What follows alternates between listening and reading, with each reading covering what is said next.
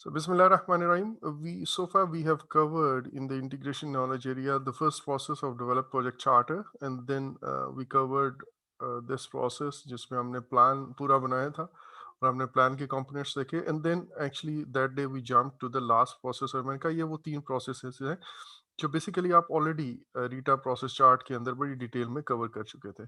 फिर कल हमने direct and manage project work जिसके अंदर काम होता है, एंड देन हमने मैनेज प्रोजेक्ट नॉलेज की बात की, और फिर हमने एक और चीज़ देखी जिसको हम कहते हैं monitor and control project work, कि जिस तरह हर नॉलेज एरिया का रिस्पेक्टिव एक मॉनिटर या कंट्रोल करने का प्रोसेस है, इस तरह प्रोजेक्ट मैनेजर को जिसका काम है इंटीग्रेशन करना सब नॉलेज एरिया का, तो प्रोजेक्ट मैनेजर को हमने देखा वो किस तरह पूरे के पूरे प्रोजेक्ट को मॉनिटर एंड कंट्रोल करता है। अच्छा, अब एक इम्पॉर्टेंट कॉन्सेप्ट रह गया था हमारा जो मैंने कहा इंशाल्लाह हम आज पढ़ेंगे, और इसके बाद इंशाल्लाह ये आज हम लाइक 45 मिनट्स में इंशाल्लाह ये कवर कर लेंगे, और उसके बाद हम एथिकल रिस्पॉन्सिबिलिटी वाला चैप्टर भी आई वुड लाइक कि आज ही हम इसको कंक्लूड कर लें इंशाल्लाह। अच्छा जी। पहली बात ये कि चेंज एक फॉर्मल जो परफॉर्म इंटीग्रेटेड चेंज कंट्रोल का प्रोसेस है, इसकी ज़रूरत क्या है? प्लीज़ एक्सक्यूज़ मी, मैं चाय साथ ले रहा हूँ। ठीक है, आज मेरा कोई ठंडा करने का इरादा नहीं है इसको। सो हमने एक चीज़ जो पूरी प्रोजेक्ट मैनेजमेंट आज तक आपने पढ़ी, आज हम आखिरी प्रोसेस पढ़ रहे हैं अल्हम्दुलिल्लाह, और आपने इससे पहले डिग्री भी अगर की हुई है, तो आपको एक अंदाज़ा ये हुआ होगा कि यार हम जो प्रोजेक्ट मैनेजमेंट के तरीका वारदात फॉलो करते रहे इससे पहले, इन ये सब पढ़ने से पहले, वो कुछ बेहंगम सा था। बेहंगम से मुराद ये कि हमने कोई बहुत ज़्यादा ऑर्गेनाइज्ड या प्लान्ड वे में चीज़ों को नहीं किया था। हम अगर प्लान भी बनाते थे तो वो प्लान सरसरी सा होता था। उसका मुराद से ये मुराद बिल्कुल नहीं होती थी कि इतने नॉलेज एरियाज़ के प्लान बनेंगे और उन प्लान में ये कुछ होगा। ऐसा तो कभी हमने सोचा ही नहीं था।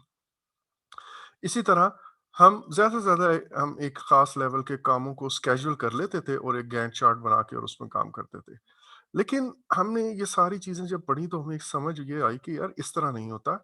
आपने चीज़ों को प्लान करना है और इस तरह प्लान करना है कि स्टेक होल्डर्स को, टीम मेंबर्स को, सबकी रिक्वायरमेंट्स को सामने रखते हुए एक ऐसा प्लान बनाना है जो रियलिस्टिक भी हो और सब लोग उस पे एग्री भी कर जाएँ और फिर वो अप्रूव्ड भी हो। आई होप आपको ये तीनों वर्ड याद होंगे जो मैं ज़िक्र कर रहा हूँ यहाँ पे। ये हमने डेवलप प्रोजेक्ट मैनेजमेंट प्लान में पढ़ा था कि we need to create a plan जो रियलिस्टिक हो, जो सबका बाय इन हो, बॉट इन हो उसका, एंड देन वो अप्रूव भी हो चुका हो। वो एक फॉर्मल का वर्ड भी था, बट हम ये 3 लेते हैं फिलहाल।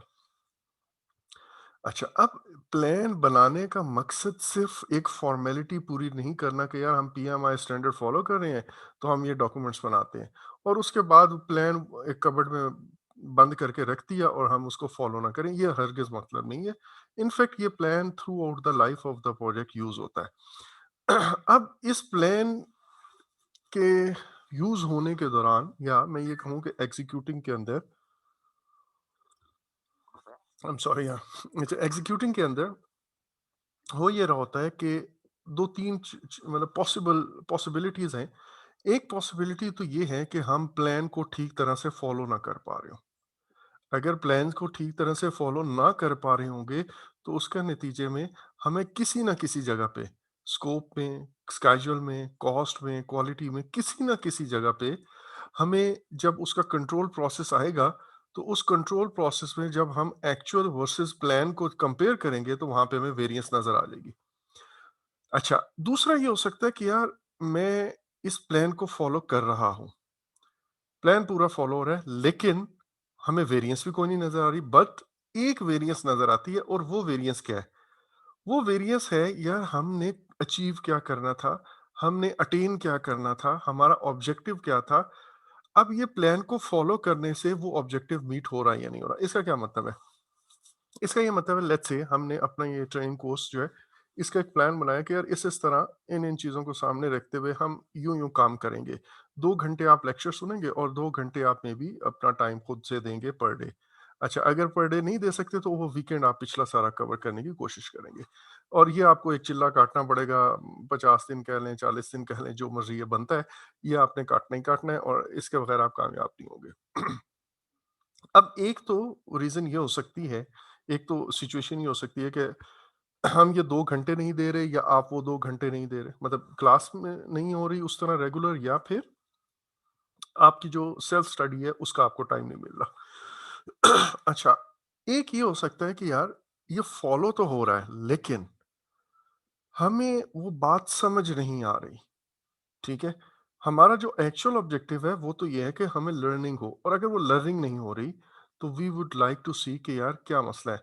या प्लान में मसला है मे बी, या हमने कोई ऑब्जेक्टिव ही अनरियलिस्टिक सेट कर लिया कि यार ये नहीं हो सकता, 2 महीने में ये समझ नहीं आ सकती। तो आपने अनरियलिस्टिक ऑब्जेक्टिव सेट कर लिया, या फिर आपने गलत टीचर हायर कर लिया हुआ है, ठीक है?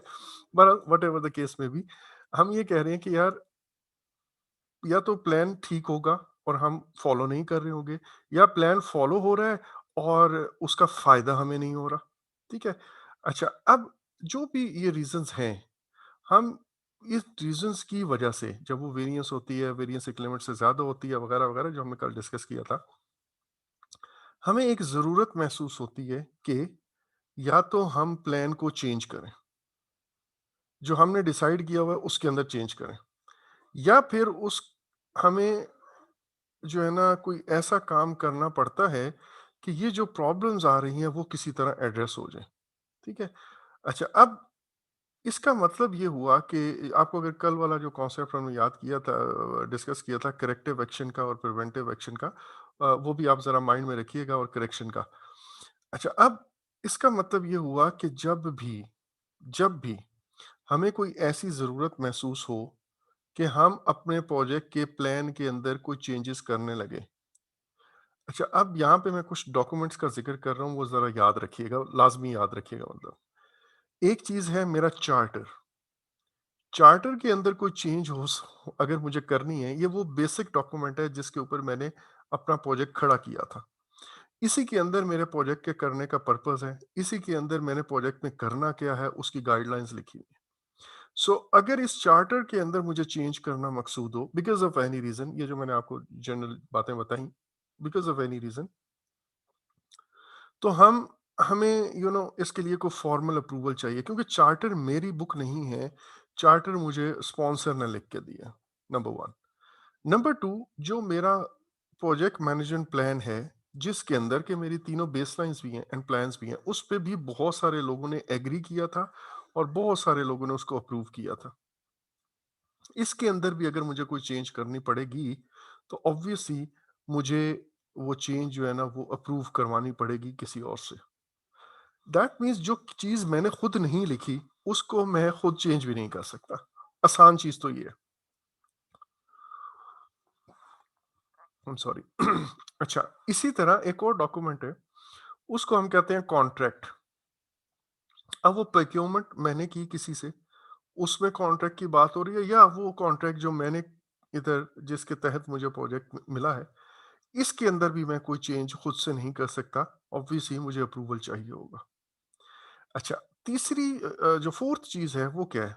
वो है कंपनी, ऑर्गेनाइजेशन, जिसके rules and procedures, policies and procedures, जिनको हम ओपीएस कहते हैं, वो जो उस कंपनी में एग्जिस्ट करते हैं, अगर मुझे किसी वजह से उन ओपीएस को चेंज करना पड़ रहा है, तो अगेन उसके लिए भी मुझे एक रिक्वेस्ट करनी पड़ेगी। ये 4 बातें आपने लाज़मी याद रखनी है। एक चार्टर, एक मैंने आपको बताया प्रोजेक्ट मैनेजमेंट प्लान, एक आपको मैंने बताया कॉन्ट्रैक्ट, और एक मैंने आपको बताया ओपीएस। ओपीएस की कल मैंने ये एग्ज़ाम्पल दी थी कि हम किन सूरतों में हमें ज़रूरत महसूस होती है कि हम ओपीएस के अंदर चेंज रिक्वेस्ट करें, ठीक है?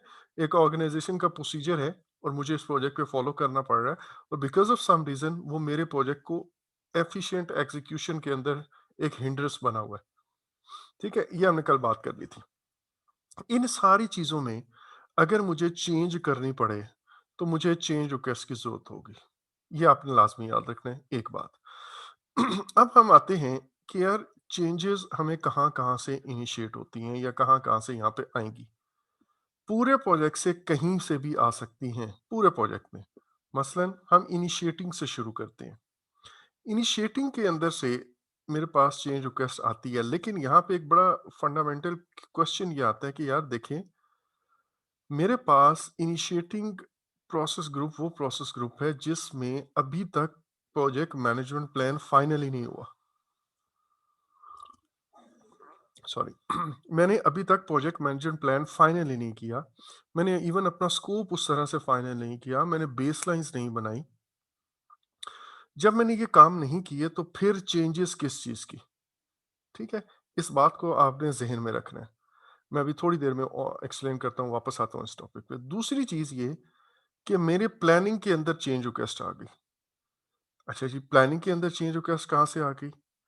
भाई जब मैंने अभी प्लान उस वक़्त तक फाइनल ही नहीं किया, मैंने अभी साइन ऑफ ही नहीं लिया, अभी तो मैं प्रोजेक्ट के ऊपर प्लानिंग कर रहा हूँ, एस्टिमेशनें लगा रहा हूँ, अपनी बेसलाइन्स फाइनल करवाने की कोशिश कर रहा हूँ। तो फिर प्लानिंग के अंदर चेंज रिक्वेस्ट का क्या तुक है? एग्ज़ीक्यूटिंग के अंदर हमें समझ आती है, क्योंकि प्लानिंग प्रोसेस ग्रुप में जब मेरा प्रोजेक्ट मैनेजमेंट प्लान बन जाता है, तो सब लोग साइन करते हैं और एग्री करते हैं, यार ये है वो काम और ये है वो तरीका जिससे मैंने ये काम करना है। अब during the course of the work आपको ज़रूरत महसूस होती है कि यार थोड़ी-सी चेंजेस की जाएँ प्लान के अंदर, किसी भी वजह से आप वो प्लान के अंदर चेंजेस करते हो, तो अब आपको समझ आ गई कि यार मेरा एक डॉक्यूमेंट साइन हुआ हुआ, तो अब मैं इसके अंदर चेंजेस ऐसे कैसे ला सकता हूँ यार? इसके लिए तो मैं चेंज रिक्वेस्ट इनिशिएट कर सकता हूँ, ज़ाहिर है, क्योंकि उस वक़्त तक ये प्लान साइन हुआ होता है। तो एग्जीक्यूटिंग में चेंज रिक्वेस्ट की एक लॉजिक हमें समझ आती है। इसी तरह मॉनिटरिंग एंड कंट्रोलिंग में भी हमें चेंज रिक्वेस्ट की लॉजिक समझ आती है कि यार देखिए, हम अपनी प्रोग्रेस को मॉनिटर करते हैं और अगर वो प्लान के मुताबिक हो तो हम देखते हैं, हम कहते हैं यार सब कुछ सही चल रहा है, प्लान के मुताबिक ना हो और वो डिजायर्ड रिजल्ट ना दे रहा हो, तो हम कहते हैं यार वेरिएंस है, और वेरिएंस अगर थ्रेशोल्ड लिमिट से ऊपर होती है तो हम कहते हैं यार we need to change something.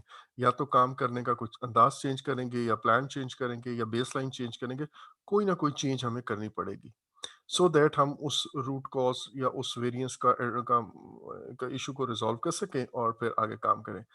लेकिन व्हाट अबाउट ये वाला जो इनिशिएटिंग है एंड प्लानिंग है, मैं आपको दो एग्जांपल देता हूँ यहाँ पे कि इन दोनों में चेंज रिक्वेस्ट का क्या काम है। सॉरी। चेंज रिक्वेस्ट का यहाँ पे ये काम है कि जो मैंने आपको कहा, ये चार डॉक्यूमेंट्स जो लेफ्ट में मैंने बताए थे, अगर इनके अंदर मुझे चेंजेस चाहिए हों, इनके अंदर, तो मैं ऑब्वियसली यहाँ पे चेंज रिक्वेस्ट इनिशिएट करूँगा। मसलन जब मेरा एक चार्टर अभी साइन हुआ, और जैसे ही चार्टर साइन हुआ वहाँ करते ही मुझे कुछ नज़र आ गया। Sorry, I am sorry. मुझे नज़र आ गया कि यार इसमें फ़लाँ चीज़ की इंस्ट्रक्शन नहीं है, फ़लाँ गाइडलाइन नहीं दी हुई। तो ज़ाहिर है अब इस चार्टर को मैं खुद से चेंज तो नहीं कर सकता। चार्टर तो इश्यू हो गया है, तो मैं इसके अंदर अगर मुझे काम करना है तो मैं चेंज रिक्वेस्ट इनिशिएट कर दूँगा। नंबर 2, मुझे, और ये चार्टर के अंदर लिखा होना चाहिए कि यार एनी समथिंग लाइक दिस, कि अगर आपको अगर चार्टर के अंदर कोई कंफ्यूजन है तो you you must contact sponsor, और you may initiate so and so request to obtain permission from the sponsor. Number 2, एक और सिनेरियो मैं आपको बताता हूँ, या मतलब एग्जांपल के तौर पर बता रहा हूँ, सिनेरियो बहुत हो सकते हैं, लेकिन इस चार्टर के अंदर ये लिखा हुआ था कि आपने तमाम प्रोक्योरमेंट्स जो हैं प्रोजेक्ट के ऊपर करनी है, वो आपने, वो जो हमने कुछ लिस्ट ऑफ वेंडर्स हैं प्रोक्योरमेंट डिपार्टमेंट ने फाइनल की हुई है, आपने लाजमी इन्हीं से जो है ना चीज़ें परचेज करनी है। ये चार्टर के अंदर लिखा हुआ है। अब वो लिस्ट ऑफ वेंडर्स, ये बेसिकली ओपीएस का पार्ट आप इसे कह लें, या आप इसे कह लें कि यार चार्टर के अंदर ये क्लॉज, दोनों, अब दो जगह ये बात लिखी हुई है, एक चार्टर के अंदर लिखी हुई है या फिर ओपीएस में कहीं लिखी होगी। हमने अकॉर्डिंगली अपने जो स्टेक होल्डर्स की लिस्ट आइडेंटिफाई की, उसमें मेरे ये वेंडर्स थे। नाउ जब मैं प्लानिंग में गया, मैंने वहाँ पे इन्हीं वेंडर्स को सामने रखते हुए अपना एक प्रोक्योरमेंट का प्लान बना लिया। क्या ये चीज़ें मैं इनसे प्रोक्योर करूँगा। लेकिन जब प्रोजेक्ट एग्जीक्यूटिंग में जाता है, वहाँ पे 6 महीने बाद, 8 महीने बाद जब मैं वो प्रोक्योरमेंट करने लगता हूँ, तो मुझे ये पता लगता है कि इन वेंडर्स में से कोई एक भी वो जो मेरी रिक्वायर्ड आइटम है, वो नहीं दे पा रहा, या ये वेंडर क्लोज़ हो गया हुआ है। लेट्स से ये वेंडर छोड़ के ही चला गया है, या फिर कोई वेंडर ब्लैक लिस्ट हो गया, या व्हाटएवर रीज़न उन 6, 7, 8 महीनों में। अब इसका मतलब ये है कि मैं इन लोगों से तो चीज़ें खरीद नहीं सकता। अब मैं वेंडर्स की लिस्ट में एक नया इज़ाफ़ा करना चाह रहा हूँ, या मैं अपने चार्टर की इस क्लॉज़ को वायलेट करना पड़ रहा है मुझे कि यार मैं इनके अलावा किसी और को बुलाऊँ। तो अब ये मुझे इनिशिएटिंग के अंदर ऑब्वियसली आना पड़ेगा। चार्टर के अंदर चेंज होगी तब भी चेंज रिक्वेस्ट, लेकिन ये इनिशिएटिंग का पार्ट है। अगर मैं ये नहीं कहता, तो ये जो लिस्ट ऑफ स्टेक होल्डर्स है, list of pre approved vendors हैं, मुझे वो चेंज करनी पड़ रही है। तो अगेन मुझे इसके लिए भी अप्रूवल लेना पड़ रहा है। सो ये 2 लॉजिक्स आपने लाज़मी याद रखनी है। अच्छा, तीसरी बात जो चेंज रिक्वेस्ट से रिलेटेड आपके ज़हन में होनी चाहिए, वो क्या है? वो ये है कि यार, अभी मैंने बताया कि जब तक डॉक्यूमेंट या प्लान बन नहीं जाता, उस वक़्त तक हमें चेंज रिक्वेस्ट की ज़रूरत नहीं होती। एग्ज़ाम क्वेश्चन के अंदर ये आपने बड़ा केयरफुली ये ध्यान रखना है कि यार, एग्ज़ाम क्वेश्चन की स्टेटमेंट क्या कह रही है। अगर तो क्वेश्चन की स्टेटमेंट ये कह रही है कि बेसलाइन बन गई है, प्लान बन गया है, प्रोजेक्ट मैनेजमेंट प्लान अप्रूव हो गया है और उसके बाद वो चेंज करवाना चाह रहा है इस प्लान के अंदर, तो ज़ाहिर है मैंने मुझे ना चेंज रिक्वेस्ट चाहिए होगी। लेकिन जब इनिशियल काम हो रहा होता है, जब एस्टीमेट लग रहे होते हैं, अभी स्केड्यूल फाइनल हो रहा है, अभी रिस्क आइडेंटिफिकेशन की एफर्ट चल रही है, उस वक़्त तक अभी ये बेसलाइन लॉक नहीं होती। ये मैंने आपको वो जो रीटा प्रोसेस चार्ट का चैप्टर 3 जिसके अंदर मैंने कहा था प्लानिंग के स्टेप्स याद रखें, बार-बार कहा था, ये वो वाली बात है। अच्छा, एक और बात हमने ये भी पढ़ी थी उस वक़्त कि यार, जब ये प्लान फाइनल हो जाता है और साइन भी हो गया, उसके बाद भी कुछ प्लान के हिस्से ऐसे होते हैं जो हम लेटर ऑन किसी स्टेज पे जाके प्रोग्रेसिवली इलैबोरेट करते हैं इस प्लान को। हमें जब रिक्वायर्ड इंफॉर्मेशन मिलती है, तो प्लानिंग के वो हिस्से जो हमने खुद छोड़ दिए थे कि यार इनको बाद में आके प्लान करूँगा, वो मैं वापस आके प्लान करूँगा। तो उस वक़्त मैं प्लानिंग का ही प्रोसेस ग्रुप में होता हूँ और मैं उसके लिए चेंज रिक्वेस्ट करता हूँ, क्योंकि ज़ाहिर है जैसे ही मैं एक नया हिस्सा ऐड करूँगा, उसके कॉस्ट एस्टीमेट, उसकी एक्टिविटीज़ की लिस्ट, ये सारी चीज़ें चेंज होंगी। अच्छा, तो मुझे चेंज रिक्वेस्ट करनी पड़ी, लेकिन वो होगा प्लानिंग के अंदर ही। लेकिन यहाँ पे ना, जो परफॉर्म इंटीग्रेटेड चेंज कंट्रोल है, इसमें एक और काम भी होता है। वो ये काम होता है कि मैंने जब चेंज इनिशिएट की, कि कहीं से भी वो चेंज रिक्वेस्ट आई, तो हमने उस चेंज को अगर अप्रूव करना है, तो फिर हम उस चेंज के मुताबिक अपने प्लान को, डॉक्यूमेंट को, कॉन्ट्रैक्ट को, चार्टर को, ओपीएस को, किसी भी चीज़ को मुझे एडजस्ट करना पड़ता है, मुझे उसको एडिट करना पड़ता है, अमेंड करना पड़ता है। अब क्या ये जो मैं प्लान के अंदर चेंजेस कर रहा हूँ, ये भी प्लानिंग में है या ये मॉनिटरिंग एंड कंट्रोलिंग में है? तो ये याद रखिएगा, इसको हम कहते हैं रीप्लानिंग। कि प्लान पहले बना हुआ है, हम उसमें चेंजेस कर रहे हैं, हम उसको रीप्लान कर रहे हैं, हम उसको एडजस्ट कर रहे हैं। तो replanning is the part of monitoring and controlling process group and this replanning takes place here. जब हम इंटीग्रेटेड चेंज कंट्रोल, अभी मैं आपको इसके स्टेप्स बताऊँगा तो आपको समझ आ जाएगी कि रीप्लानिंग हम इस जगह पे कर रहे हैं। लेकिन फर्स्ट टाइम जो प्लानिंग हुई, प्लस जो प्लानिंग हमने खुद छोड़ दी कि लेटर ऑन हम इसको प्रोग्रेसिवली एलैबोरेट करेंगे, उसको अभी तक प्लान किया ही नहीं। वो बेशक प्रोजेक्ट मैनेजमेंट प्लान अप्रूव होने के बाद 8 महीने बाद, 10 महीने बाद, साल के बाद हम कर रहे हो, बट वो फर्स्ट टाइम प्लानिंग है। तो जब भी फर्स्ट टाइम प्लानिंग होगी, it would be part of the planning process group. और जब भी पहले प्लान हुआ है उसके अंदर चेंज आ रही है, तो that would be counted as replanning और वो पार्ट होगा आपका इंटीग्रेटेड चेंज कंट्रोल के अंदर। अच्छा, एक और बात आखिरी, और उसके बाद हम पढ़ना शुरू करते हैं इसको फॉर्मली स्लाइड्स के ऊपर से, वो क्या है? वो ये है कि जब मेरे प्लान एक चेंज रिक्वेस्ट अप्रूव हो गई, तो उसकी वजह से या प्लान चेंज हो जाएगा या कोई डॉक्यूमेंट चेंज हो जाएगा। ठीक है? मसलन कोई एक एक्टिविटी ऐड करवाना चाह रहा है, मेरी एक्टिविटी लिस्ट, सॉरी, वो चेंज हो गई, उस एक्टिविटी लिस्ट की वजह से ऑब्वियसली वो किसी वर्क पैकेज में ऐड होगी, वर्क पैकेज में ऐड होगी, तो डब्ल्यूबीएस डिक्शनरी चेंज होगी, डब्ल्यूबीएस डिक्शनरी तो स्कोप बेसलाइन का हिस्सा है, तो इसका मतलब प्लान भी चेंज हो जाएगा एंड सो ऑन। तो जब भी ये चेंजेस आएंगी, we would like to ensure कि यार अब ये चेंजेस सब तक कन्वे हो जाएं। एक बात, दैट मीन्स चेंज लॉग के जरिए मैं सबको बता दूं कि ये चेंजेस आ गई हैं। और दूसरी बात, मैं ये इंश्योर करना चाहूंगा कि अब वो चेंजेस हर जो प्लान या डॉक्यूमेंट या ओपीएस या कॉन्ट्रैक्ट इफेक्ट हुआ है इसकी वजह से, वो अपडेट भी हो और सबके पास वो अपडेटेड वर्जन हो, जिसको हमने कॉन्फ़िगरेशन मैनेजमेंट में पढ़ा था। ठीक है? सो ये आई होप पॉइंट्स आपको क्लियर है। Now we can actually formally start. अभी तक कोई क्वेश्चन है तो you may ask me, otherwise मैं इसको फॉर्मली स्टार्ट करता क्लियर है सर। हूँ। ओके जी।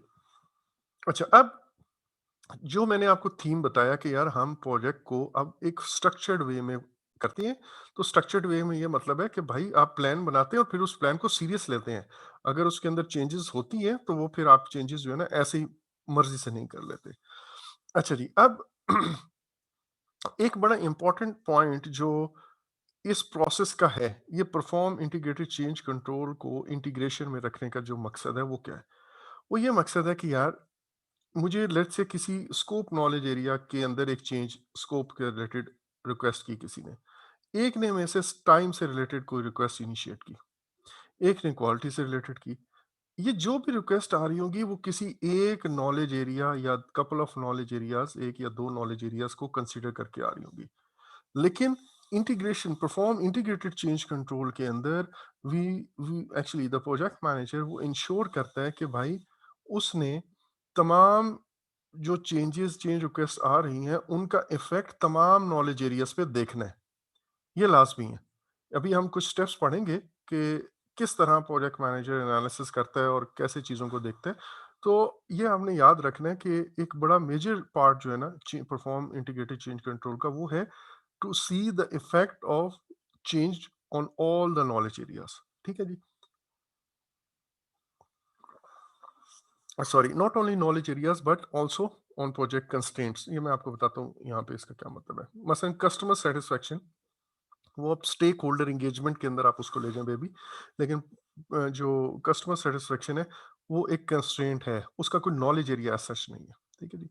खैर अच्छा, जब हमारे पास चेंज रिक्वेस्ट अप्रूव हो जाती है तो फिर क्या होता है?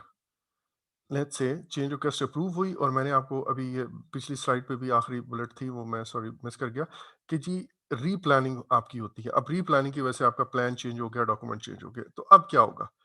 उसके बाद ये 3 प्रोसेसेस को इफ़ेक्ट करेगा।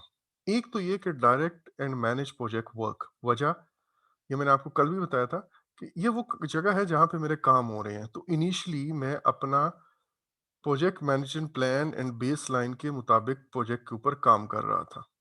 लेकिन अब एक चेंज रिक्वेस्ट अप्रूव हुई है, उसकी वजह से प्लान चेंज हुआ है, तो मुझे यहाँ पे अब नए प्लान या उसके मुताबिक काम करना है। एक बात। अगर मैं वो चेंज ऐसी है कि मेरा अपना जो काम का हिस्सा है वो चेंज नहीं हुआ, बल्कि जो काम का हिस्सा मैं बाहर से करवा रहा हूँ मीन्स प्रोक्योरमेंट से करवा रहा हूँ, तो कंट्रोल प्रोक्योरमेंट के अंदर वो जो आपको याद होगा हम चेंज रिक्वेस्ट चेंजेस को हैंडल करते हैं। आज आपने ताज़ा ताज़ा पढ़ा हुआ दोनों नहीं, तो आपको आइडिया होगा कि प्रोक्योरमेंट के अंदर एक स्टेप है चेंज हैंडलिंग का। तो कंट्रोल प्रोक्योरमेंट को फिर या इफ़ेक्ट कर रही होगी, या तो काम का वो हिस्सा जो हम खुद कर रहे हैं, या फिर काम का है वो हिस्सा जो बाहर से करवा रहे हैं, और शायद दोनों भी हो सकते हैं। वो कैसे हो सकते हैं? मसलन हमने एक चेंज रिक्वेस्ट अप्रूव की, एडिशनल एक दीवार खड़ी कर दी लेट्स से स्कोप के अंदर, और उसकी वजह से ज़ाहिर है इस हमें एक्स्ट्रा रिसोर्सेज़ चाहिए और मैं जिससे ईंटें मंगवा रहा हूँ, उसे मैं मज़ीद एडिशन करवा दूँ। ठीक है? तो ये दोनों इफ़ेक्ट हो रहे हैं, डायरेक्ट मैनेज भी हो रहा है, कंट्रोल प्रोक्योरमेंट भी हो रहा है। और तीसरी चीज़ कंट्रोल क्वालिटी, ये क्यों इफ़ेक्ट होगा? Can anybody tell me? अगर तो आपने इसका आंसर दे दिया तो मैं समझूँगा कि आपने बहुत अच्छे से तैयारी की हुई है अभी। अगर नहीं दिया तो फिर मैं समझूँगा अभी आपको 1 हफ्ता और मैं दूँगा before you appear in the exam. जी, क्वालिटी मैनेजमेंट का नॉलेज एरिया के अंदर ये बात बड़ी दफ़ा आई थी। सो मतलब मैं ना ही समझूँ इसके अंदर आपको याद होगा कंट्रोल क्वालिटी के अंदर हम क्या करते हैं, जो direct and manage project work के अंदर मेरे डिलिवरेबल्स बनते हैं ना, वो डिलिवरेबल्स इंटरनली हम चेक करवाते हैं पहले कस्टमर के पास जाने से पहले कंट्रोल क्वालिटी में। कंट्रोल क्वालिटी वाला उन डिलिवरेबल्स को इंस्पेक्ट करता है। तो अब ये जो इंस्पेक्शन होनी है, ये किस क्राइटेरिया के मुताबिक हो? वो जो इनिशियल प्लान एंड बेसलाइन थी, जो इनिशियल डिज़ाइन और रिक्वायरमेंट बनी हुई थी, या वो जो अब नई रिक्वायरमेंट है जो चेंज में के अप्रूव होने की वजह से हुई है। सो ऑब्वियसली हम ये चाहेंगे कि यार अब जो अपडेटेड रिक्वायरमेंट है उसके मुताबिक इसका एनालिसिस करें। सो ये पॉइंट आपने याद रखना है अगेन, और ये मैंने क्वालिटी उसमें कंट्रोल क्वालिटी में बताया था कि वहाँ पे अप्रूव्ड चेंज रिक्वेस्ट भी आती हैं, और वो approved change request basically acts as a reference कि भाई अब जो डॉक वहाँ से डिलीवरेबल बन के आएंगे ना, उसको आपने इस वाले प्लान के मुताबिक नहीं देखना बल्कि इन चेंजेस को सामने रख के देखना है। ठीक है जी। सो ये है जी, चेंज रिक्वेस्ट जब अप्रूव हो जाती है तो उसका क्या होता है। अच्छा, ये मैंने आपको बता दिया कि आपने ज़रूर एग्ज़ाम क्वेश्चंस को इस तरह केयरफुली पढ़ना है। ये आप ये देखिएगा कि ये जो सिनेरियो बताया गया है, उस सिनेरियो में क्या प्लान वगैरह अप्रूव हो गया है, या प्लान अभी अप्रूव नहीं हुआ। अगर अप्रूव नहीं हुआ तो मे बी आपको चेंज रिक्वेस्ट की ज़रूरत नहीं होगी, अगर वो प्लान को इफ़ेक्ट कर रहा है या बेसलाइन को इफ़ेक्ट कर रहा है। लेकिन ऑब्वियसली अगर वो चार्टर को इफ़ेक्ट कर रहा है तो फिर तो ज़ाहिर है चेंज रिक्वेस्ट होगी। अच्छा, लेकिन अगर प्लान अप्रूव हो जाता है, तो फिर उसके बाद अगर चेंज आती है उस प्लान के अंदर तो ज़ाहिर है वो मुझे सॉरी वो मुझे उसको चेंज रिक्वेस्ट के थ्रू ही अप्रूव कराना पड़ेगा। अच्छा जी, इसके बारे में बार-बार आपको ये बताया गया है कि यार बहुत इम्पोर्टेंट है वो और ये इसमें अबाउट 20 क्वेश्चन्स आते हैं, ये मैंने आपको कल भी दिखाया था। अच्छा, अब ये क्वेश्चन है और इस क्वेश्चन में आपसे ये पूछा गया है कि a stakeholder wants to add a scope to the project. You estimate that a change will add 2 weeks to the project duration. तो इसका आंसर क्या होना चाहिए? क्या आपको ये लगता है कि इसका आंसर ये होगा कि हम ये जो ड्यूरेशन है, ये बढ़ाने की बजाय कोई एक्स्ट्रा काम कर लें, ताकि हमारा ये ड्यूरेशन एडजस्ट हो जाए? या फिर हम जो है ना वो चेंज को बस आगे ले रिक्वेस्ट फॉरवर्ड करें और अप्रूव करवाने चले जाएँ? या फिर हम सीधी-सीधी 2 महीने की एक्सटेंशन जो है ना, वो माँग लें ओवरऑल? कि आप 2 महीने इस चेंज की वजह से 2 महीने प्रोजेक्ट लेट होगा, तो जाके आप मैनेजमेंट से वो माँगे। एक्चुअली इनमें से कोई भी ठीक नहीं है। चेंज रिक्वेस्ट के अंदर इंटीग्रेटेड चेंज कंट्रोल के अंदर हम ये सब एक्शन करने से पहले कुछ एनालिसिस करते हैं, कुछ चीज़ें हम चेक करते हैं और वो हम आज के स्टेप्स में इंशाल्लाह पढ़ेंगे। अच्छा, अब चेंजेस को पहली बात उसके इफ़ेक्ट को या इम्पैक्ट को इवैल्यूएट करने के लिए ना, आपके लिए ये 2 चीज़ें होना ज़रूरी हैं और ये मैंने आपको कल भी एक एग्ज़ाम्पल के थ्रू बताया था कि ज अगर मैं मोटरवे पे किसी जगह पे जा रहा हूँ, तो अपनी परफ़ॉर्मेंस मेज़र करने के लिए या अपनी इफ़ेक्ट को मेज़र करने के लिए पहले मेरे पास कोई रियलिस्टिक प्रोजेक्ट मैनेजमेंट प्लान होगा। तब मैं कहूँगा ना कि यार पहले प्लान ये था और अब इस चेंज रिक्वेस्ट की वज़ह से प्लान ये हो जाएगा। ये तो बात ठीक है। अगर प्लान पहले ही कोई प्लान नहीं था तो फिर वो चेंज कैसी? चेंज इस प्लान में ही हो रही है, तो ऑब्वियसली मेरे पास पहले एक रियलिस्टिक प्लान हो। दूसरा, मेरा स्कोप प्रोजेक्ट का कंप्लीट हो, कोई एडिशनल स्कोप, मिसिंग स्कोप ना हो। दैट मीन्स मेरे प्लान के अंदर कोई अनरियलिस्टिक बात ना हो, मीन्स प्लानिंग ही गलत ना हो या मैंने एक स्कोप ही अभी मुझे क्लियर नहीं हुआ और मैंने काम शुरू कर दिया। ये दोनों ऐसे फंडामेंटल फ्लॉज़ हैं कि फिर मैंने इफ़ेक्ट क्या देखना है, फिर चेंज रिक्वेस्ट क्या? जब मैंने एक काम ही मिस कर दिया, कस्टमर ने मुझे कहा ये चीज़ बनानी है और मैंने वो चीज़ बनाई नहीं, वो चीज़ लिखी ही नहीं अपने पास, तो ज़ाहिर है ये कोई चेंज रिक्वेस्ट नहीं है, ये तो इनिशियल उसका राइट बनता है, ठीक है? ये तो मुझसे गलती हुई है बेसिकली। खैर अब एक टॉपिक या एक क्वेश्चन और है कि यार चेंजेज़ अच्छी हैं, बुरी हैं? ये बाज़ इंडस्ट्रीज़ में ना चेंजेज़ को बड़ा पॉज़िटिव लिया जाता है, लेकिन इन जनरल अगर मैं कहूँ एग्ज़ाम पर्सपेक्टिव में आपके माइंड में क्या होना चाहिए? आपके माइंड में ये होना चाहिए कि यार अगर चेंज रिक्वेस्ट ज़्यादा आती हैं, तो हर दफ़ा मुझे रीवर्क करना पड़ता है। मेरा टाइम ज़ाया होता है, मुझे रिसोर्सेज़ मेरी बार-बार एक चेंज के ऊपर फँसी हुई हैं, वो आगे चल ही नहीं रही हैं। प्रोजेक्ट कंप्लीट नहीं हो पाता, तो इससे मोरल को भी फ़र्क पड़ता है, इससे मोटिवेशन को भी फ़र्क पड़ता है, इससे क्वालिटी भी बाज़ दफ़ा इफ़ेक्ट होती है। ऑब्वियसली कॉस्ट एंड स्केड्यूल तो होगा ही होगा। अच्छा, अब अगर वो चेंजेस बहुत ही ज़्यादा आना शुरू हो गई हैं और इतनी ज़्यादा हो गई हैं कि अब आपको लगता है कि यार ओरिजिनली जो प्रोजेक्ट मैंने करना था, जो चार्टर के अंदर लिखा हुआ था, अब वो शक्ल ही चेंज हो गई हुई है। चार्टर चेंज होने की नौबत आ गई है, इतना चेंजेस आई हैं, तो फिर you need to sit back and think, maybe आपको सोचना चाहिए कि यार shall we revisit our charter या हम अपने प्रोजेक्ट को टर्मिनेट कर दें और नए सिरे से मे बी हम एक नया प्रोजेक्ट बनाएं और उस प्रोजेक्ट को फेजेस में करें और पहले फेज में हम पहले रिक्वायरमेंट गैदरिंग कर लें ताकि हमें रिक्वायरमेंट्स क्लियर हों। ये जो बार बार चेंजेस वाला मामला है, ये सिंपली मैं अपने प्रोजेक्ट अपनी कंपनी की और अपनी एफर्ट और अपनी टीम मेंबर्स की एफर्ट और रिसोर्सेज का ज़्यादा कर रहा हूँ। सो ये आपने एक माइंड में रखना है। दूसरा ये कि यार चेंजेस जितनी लेट आएँगी, ये हमने जब स्टेक होल्डर्स आइडेंटिफिकेशन की बात की थी तब भी कहा था और रिक्वायरमेंट गैदरिंग की जब बात की थी तब भी ज़िक्र किया था कि यार स्टेक होल्डर्स अगर लेट आइडेंटिफाई होंगे तो वो बाद में आके रिक्वायरमेंट्स लेट देंगे। जब वो रिक्वायरमेंट्स लेट देंगे तो पिछला जो भी काम हुआ हुआ है हो सकता है उसके अंदर हमें रीवर्क करना पड़े। और इसी तरह रिक्वायरमेंट गैदरिंग में हमने कहा था कि यार रिक्वायरमेंट जितनी जल्दी, जितनी कंप्लीट हद तक हो सके, उनको शुरू में गैदर कर लिया जाए। क्योंकि जब रिक्वायरमेंट बाद में जाके चेंज होगी और जितनी लेट चेंज होगी ऑब्वियसली उतना ज़्यादा उसका इम्पैक्ट ज़्यादा होगा। अच्छा जी। हाँ, ये मैंने वो कर दिया, ऑलरेडी बताया था कि किन-किन वजूहात पे होती हैं चेंजेस। ख़ैर, अच्छा अब सिर्फ़ एक पॉइंट मैं और ऐड कर दूँ और फिर हम इस लिस्ट पे भी आते हैं। वो ये कि चेंजेस को ना सिर्फ़ आपने ये नहीं करना कि चेंज रिक्वेस्ट आ रही है और आपने आगे जाके अप्रूव कराना है। एक और भी बड़ा इंपॉर्टेंट काम है, वो ये है कि यार आपने चेंजेस की रूट कॉज को भी एड्रेस करना है। उससे भी पहले एक प्रोएक्टिवली आपने ये देखना है कि यार चेंजेस की ज़रूरत महसूस हो रही है या नहीं हो रही। बजाय इसके कि कोई और आपके पास चेंज रिक्वेस्ट लेके आए, आप खुद से प्रोएक्टिवली देखें कि यार चेंज रिक्वेस्ट की ज़रूरत है या नहीं है, ठीक है? तो ये 2 बातें आपने अपने माइंड में रखनी है। अच्छा जी, आगे चलते हैं और अब हम ज़रा इस लिस्ट को देखते हैं। पहली बात, हमें जो प्रोजेक्ट क्या कहते हैं, to control the changes on the project, project manager को क्या कुछ करना चाहिए? उनको काम करना चाहिए जितनी रिक्वायरमेंट्स हो सकें, जितनी जल्दी मुमकिन हो सके वो गैदर करें, ताकि चेंजेस की ज़रूरत ही ना पड़े। ये वो प्रोएक्टिव अप्रोच है। इसी तरह रिस्क मैनेजमेंट को कॉम्प्रिहेंसिवली रिस्क आइडेंटिफाई कर लें, ताकि जो भी आपको प्लान के अंदर चेंजेस करनी पड़े वो अप्रूवल से पहले-पहले कर लें। जो भी कॉन्टिजेंसीज़ रखनी है अप्रूवल से पहले-पहले रख लें। तो ये भी एक प्रोएक्टिव वे है कि चेंजेस की ज़रूरत ही महसूस ना हो। फिर establish schedule and cost reserve. ये भी अगर आप रिजर्व रख के ऑब्वियसली रखते हैं, तो फिर इसके लिए भी आपको चेंज रिक्वेस्ट की ज़रूरत नहीं है। कॉन्टिजेंसी रिजर्व्स आपके बजट का या स्केड्यूल का हिस्सा होते हैं।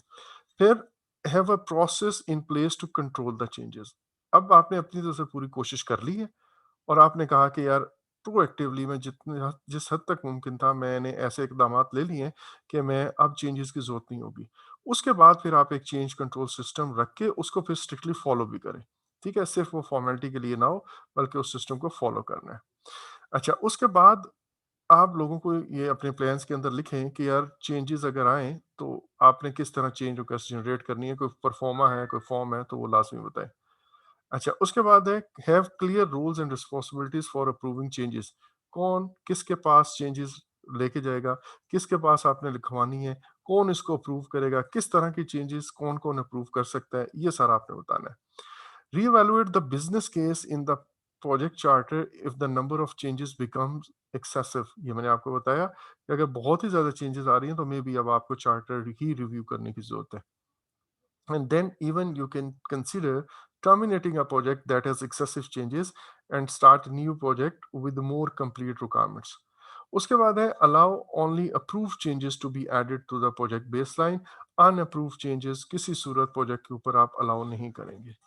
Now, अब चेंजेस को ना दो ब्रॉडर कैटेगरीज में आप इसको कर सकते हो। एक ब्रॉडर कैटेगरी वो है, एक कैटेगरी ये है जिसके अंदर हम कहते हैं कि ऐसी चेंजेस जो मेरे प्रोजेक्ट मैनेजमेंट प्लान को, यानी कि उसी के अंदर बेसलाइंस भी हैं उनको, कंपनी की पॉलिसीज एंड प्रोसीजर्स को जिनको ओपी कहते हैं, चार्टर को या कॉन्ट्रैक्ट को या स्टेटमेंट ऑफ वर्क अगर मैं कहूँ तो अगेन या कॉन्ट्रैक्ट का पार्ट होगा या आपकी बेसलाइन का पार्ट होगा। सो इन आइदर केस जो इन चीज़ों को इफेक्ट करे, एक वो टाइप की चेंजेस हैं, इनके लिए तो चेंज रिक्वेस्ट लाज़मी है। और दूसरी वो टाइप है जो इनको इफ़ेक्ट नहीं करती, तो ऑब्वियसली उसके लिए चेंज रिक्वेस्ट लाज़मी नहीं है। मसलन मैंने एक ड्यूटी रोस्टर बनाया हुआ है लोगों का, और उसके ऊपर मैं कहता हूँ कि आज ज़ीशान जो है, दानिश जो है, वो लेट्स से 8 बजे आना था उन्होंने, वो 8 बजे की बजाय 9 बजे आएँगे, और Zeeshan is requested to perform 1 hour extra duty, simple because of any reason. अब इसके लिए मैं स्पॉन्सर के पास तो नहीं जा रहा ना, ना ये प्लान को इफ़ेक्ट कर रहा है ऐसा, ना बेसलाइन को कर रहा है, ना ऑर्गेनाइज़ेशन की पॉलिसीज़ को, ना ऑब्वियसली कॉन्ट्रैक्ट को। तो ये तो एक बेसिक सी रिक्वायरमेंट है। इतनी एडजस्टमेंट तो प्रोजेक्ट मैनेजर या इवन उससे भी नीचे सुपरवाइज़री लेवल पे ही ये हो जाएगा। लेकिन अगर ये चेंजेज़ इन चीज़ों को इफ़ेक्ट करती हैं तो ऑब्वियसली हम उसको प्रॉपर चेंज रिक्वेस्ट के थ्रू इनिशिएट कराएँगे। अच्छा, अब एक कॉन्सेप्ट है जी चेंज कंट्रोल बोर्ड का, ये आपको ऑलरेडी पता होगा। Change control board basically depend करता है कि हमारी ऑर्गेनाइजेशन के अंदर क्या चलता है। सॉरी। अच्छा, हम ये देखते हैं कि यार हमारी ऑर्गेनाइजेशन के अंदर क्या पॉलिसीज और प्रोसीजर्स क्या कहती हैं। ज़्यादातर ऐसा होता है कि ऑर्गेनाइजेशन के अंदर आप भी बताते हो कि यार प्रोजेक्ट के ऊपर जितनी भी चेंजेस होंगी, उसमें एक चेंज कंट्रोल बोर्ड जो है उसकी चेंजेस को अप्रूव करेगा। अच्छा, अब छोटा प्रोजेक्ट है या छोटे लेवल की चेंजेस है तो may be change control board में सिर्फ प्रोजेक्ट मैनेजर अकेला बैठ के उसको अप्रूव कर देगा। लेकिन अगर ये जो मैंने आपको बताया इस तरह की चेंजेस हैं, वो एक्चुअल चेंजेस उनको हम कहते हैं। और उसके लिए हम कौन-कौन प्रोजेक्ट चेंज कंट्रोल बोर्ड में बैठेगा, एक्चुअल में इसकी गाइडलाइन जो है ना, आप चेंज मैनेजमेंट प्लान में आप बता देते हो। अच्छा, अब ये जो चेंजेस हैं, इनके अंदर बेसिकली हम ये कहते हैं कि जी सॉरी, जो चेंज कंट्रोल बोर्ड के अंदर कौन-कौन बैठेगा, उसके बारे में एक जनरल गाइडलाइन दे दी जाती है कि अगर चेंजेस इस लेवल की हुई, तो let's say sponsor and project manager and concerned functional manager, and अगर कस्टमर से रिलेटेड तो कस्टमर, अगर किसी और से रिलेटेड है तो वो। सो ये इस किस्म की बातें जो है ना, इस किस्म की कोई गाइडलाइन जनरल देते हैं। तो लाज़मी नहीं है कि हर दफ़ा चेंज कंट्रोल बोर्ड में वही लोग बैठें। सो समटाइम्स आपकी ऑर्गेनाइजेशन में may be change control board हो ही ना, मतलब आपकी ऑर्गेनाइजेशन की पॉलिसीज इस बारे में ये कहती हूँ कि आप चेंजेस और किसी तरह से हैंडल करें, सिर्फ स्पॉन्सर से आके मिल लें, कोई प्रॉपर बोर्ड फॉर्म ना कर रहे हो वो, ठीक है। लेकिन एग्जाम के लिए आपने लाजमी याद रखना है कि एक चेंज कंट्रोल बोर्ड है, और वो चेंज कंट्रोल बोर्ड जो है वो वही अप्रूव करता है, डेफर करता है या रिजेक्ट कर देता है चेंजेस को। और फिर इस चेंज कंट्रोल बोर्ड के जो डिसीजंस हैं वो आप चेंज लॉग के अंदर लिखते हैं, ठीक है जी। अच्छा, अब चेंज इसके अंदर कौन-कौन सा होता है? प्रोजेक्ट मैनेजर हो सकता है, कस्टमर हो सकता है, एक्सपर्ट हो सकते हैं, फंक्शनल मैनेजर्स एंड अदर्स हो सकते हैं। अच्छा, कस्टमर, फॉर एग्ज़ाम्पल मैं एक ऐसा सिनेरियो आपको बताना चाह रहा हूँ जिसमें कस्टमर आप कभी भी नहीं बुलाएँगे। फॉर एग्ज़ाम्पल, आपने अपने फंड्स, आपने कस्टमर को कहा हम आपको 10 लाख से 10 लाख में एक चीज़ बना देंगे। इसमें आपने सोचा हुआ था कि यार 8 लाख में ये खर्चा होगा और 2 लाख हमारा प्रॉफिट होगा। अब इसके अंदर कुछ चेंजेस अगर हो रही हैं, तो आपके ख़्याल में कस्टमर की इन्वॉल्वमेंट होगी यहाँ पे? Obviously no. ये तो हमारी इंटरनल ऑर्गेनाइज़ेशन का एक मामला है, we won't be requiring customer here. लेकिन अगर कस्टमर की जो चीज़ हम बना रहे हैं, उसके अंदर कोई इश्यू आ रहा है, तो ज़ाहिर है मैं कस्टमर को इसमें इन्वॉल्व करूँगा लाज़मी। अच्छा जी, अब हम आते हैं प्रोसेस फॉर मेकिंग चेंजेस। हम 2 स्टेप्स में इसको पढ़ेंगे। पहले एक छोटा लेवल, मतलब ये कह लें कि हाई लेवल, आपको 3-4 स्टेप्स बताऊँगा कि यार ये 3-4 स्टेप्स हैं, मेनली हमें ये करने पड़ते हैं। और फिर दूसरा डिटेल्ड प्रोसेस बताऊँगा, उन स्टेप्स के अंदर डिटेल में हम जाएँगे, और फिर आप कह लें कि वो 8-10 स्टेप्स बन जाएँगे। ठीक है? पहले आपको 3-4 स्टेप्स वाला बताया जाएगा, और फिर डिटेल वाला बताया जाएगा जिसमें 6 सा 7 7 गालबन या 8 स्टेप्स हैं, वो हम देखेंगे। अच्छा, अब before we go for this, ये हम पढ़ें, 2 क्वेश्चन आपके सामने हैं। A functional manager wants to make a change to the project, what is the first thing a project manager should do? और दूसरा है, someone wants to make a change to the project scope, what is the best thing to do first? इन दोनों cases में answer एक ही है, ठीक है? ऑब्वियसली ये डिपेंड करेगा कि नीचे क्या ऑप्शंस हैं, लेकिन हमारे केस में आंसर एक ही है। और वो आंसर क्या है? अभी मैं आपको बस ब्रॉडर टर्म में बता रहा हूँ, एनालाइज़ फर्स्ट, ठीक है? अब मैं आपको बताता हूँ कि ये एनालाइज़ फर्स्ट से क्या मुराद है, और ये स्टेप्स क्या-क्या हैं। सबसे पहले तो ये कि आपने इवैल्यूएट करना है उस चेंज का effect on all aspects of the project. ये आपने लाज़मी याद रखना है। फॉर एग्ज़ाम्पल, अगर किसी ने मुझे कहा कि आप प्रोजेक्ट के अंदर 3 वीक्स एक्स्ट्रा ऐड कर दें, तो फिर आपने ये देखना है कि इन अब देखिए, वो एक एक्टिविटी पे आपको 3 एक्स्ट्रा वीक्स कह रहा है। हो सकता है ये एक्टिविटी क्रिटिकल पाथ पे ही ना हो। अगर क्रिटिकल पाथ पे नहीं है, तो मैं ये देखना चाहूँगा कि यार 3 वीक ऐड करने से इसमें कितना फ्लोट था? क्या वो क्रिटिकल पाथ पे तो नहीं आ रही? अगर आ रही है, तो प्रोजेक्ट ड्यूरेशन को कितना इफ़ेक्ट कर रही है? ओवरऑल प्रोजेक्ट ड्यूरेशन को। तो हो क्या रहा है, मैं चेंज अगर स्केड्यूल से रिलेटेड है, तो मैं उसका पहला इफ़ेक्ट उसी नॉलेज एरिया में देखना चाह रहा हूँ। ओवरऑल प्रोजेक्ट स्केड्यूल पे क्या है? और फिर मैं देखूँगा कि इस चेंज का इफ़ेक्ट बाकी नॉलेज एरियाज़ पे क्या है? लाइक रिसोर्सेज़, मैं 3 दिन आगे ऐड कर देता हूँ, उससे रिसोर्सेज़ होंगे या ईद की छुट्टियों पे गए हुए होंगे, ठीक है? क्या उस वक़्त मुझे, लेट्स से, रेट्स वही मिलेंगे? क्या कस्टमर मेरा इसकी सैटिस्फैक्शन को इफ़ेक्ट तो नहीं होगा? सो मैं जो भी चेंज रिक्वेस्ट मेरे पास आई है, उसका इफ़ेक्ट इवैल्यूएट करूँगा। पहला स्टेप मेरा ये है। और अभी हम हाई लेवल पे बात कर रहे हैं, डिटेल में नहीं गए। डिटेल अगले मैं आपको बताता हूँ थोड़ी देर में। फिर मैं कहूँगा कि यार ठीक है, ये अगर मैं चेंज करता हूँ, तो ये मेरे पास 2 वीक्स या 3 वीक्स की चेंज रिक्वेस्ट आई है, ऐड कर लें। और मैं ये देख रहा हूँ कि उससे रिसोर्सेज़ भी इफ़ेक्ट हो रही हैं, उससे कॉस्ट भी इफ़ेक्ट हो रहा है, उससे प्रोक्योरमेंट प्लान भी इफ़ेक्ट हो रहा है। अब मैं ऐसे रास्ते ढूँढने की कोशिश करूँगा कि जिनसे मैं इस चेंज के इफ़ेक्ट को मिनिमाइज़ कर सकूँ।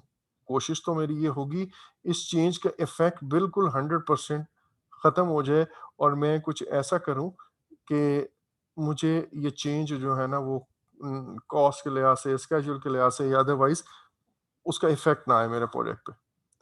अच्छा, अब ये जो ऑप्शंस हम आइडेंटिफ़ाई कर सकते हैं, वो कुछ भी हो सकती हैं, मसलन प्रोजेक्ट का रिस्क डिक्रीज़ करना, ये हमने पढ़ी हुई है जो रिस्क मैनेजमेंट के अंदर या शेड्यूलिंग के अंदर हमने पढ़ा था, फास्ट ट्रैकिंग कर लें, क्रैशिंग कर लें। आई होप आपको वो टेबल याद होगा।